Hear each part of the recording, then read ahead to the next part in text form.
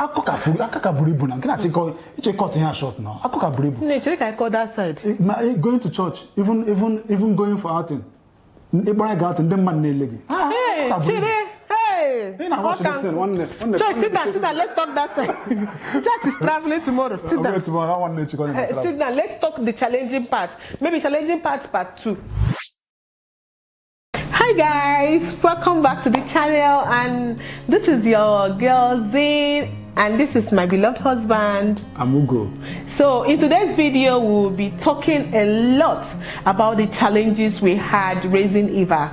If you have not watched the previous videos, rush back.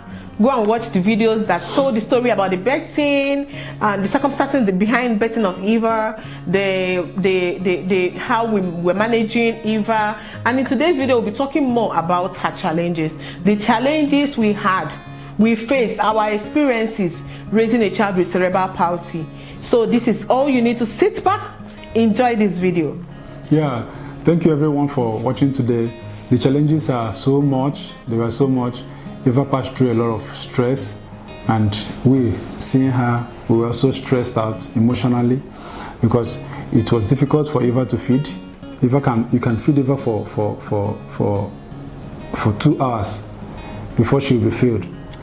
And I'm giving shout out to my sister-in-law, her auntie Chichi. Chichi really tried for her. Chichi came during that time and she stood by us. In fact, she took Eva as her own daughter, and she tried to help us nurture her.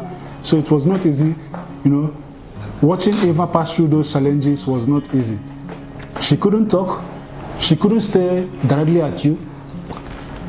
She managed to smile. She couldn't walk. No crawling. Feeding was a problem. Pooing was a problem. She was always having constipation. We buy fruits all the time to make her poo to be, soft. She was always having constipation, and she would be shouting while trying to poo.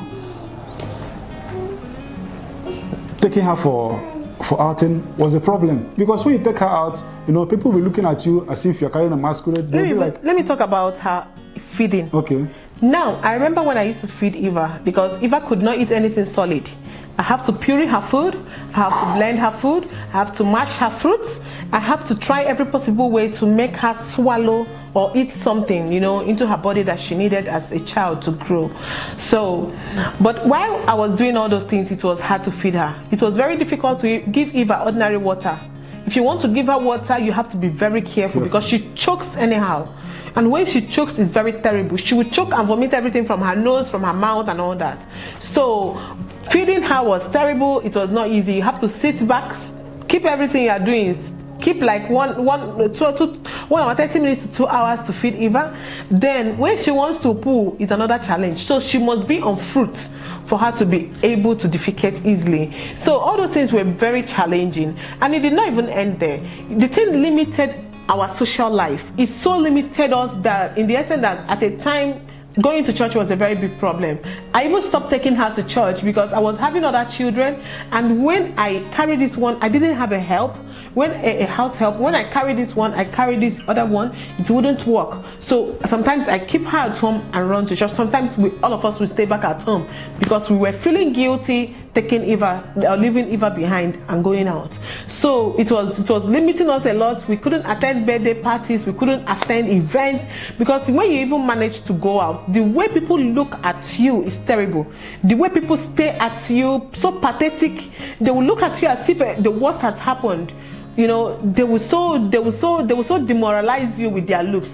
So these things limited us a lot. It's so limited our going out, it's so limited our social life. So I know someone is going through this kind of challenges, but because we live in a Nigeria where we are limited a lot, we don't have access to a lot of facilities and all that. So I am sharing this to encourage someone out there. You can still enjoy your social life if you have a help. You can still ask for help. I think that is what people in such situations should do. She managed to sleep at night. Even with the drugs, it got to a time that the drugs wasn't working on her again. So while she's awake, I'll be awake.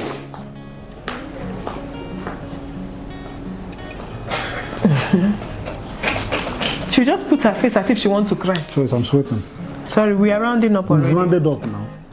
We are rounding up. Sorry, Choice, please, let's round up. Let's just round up.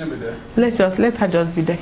And Ali, always in my video. Her hair is not coming now. It's okay, leave her. Okay.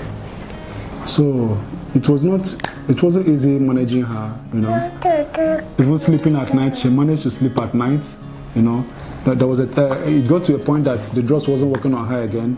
She would stay awake for a whole day, you know, a whole night. And while she's awake, I have to come and carry her. I will stay awake and carry her to the next day. The next morning, I'll be so weak to go out. So it wasn't an easy journey.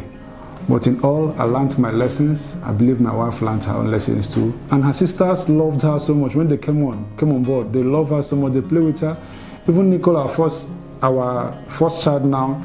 So Nicole loved her a lot. She tried to even feed her and stay with her and stuff like that. So in all, in Eva's management, I learned to be patient. She taught me patience.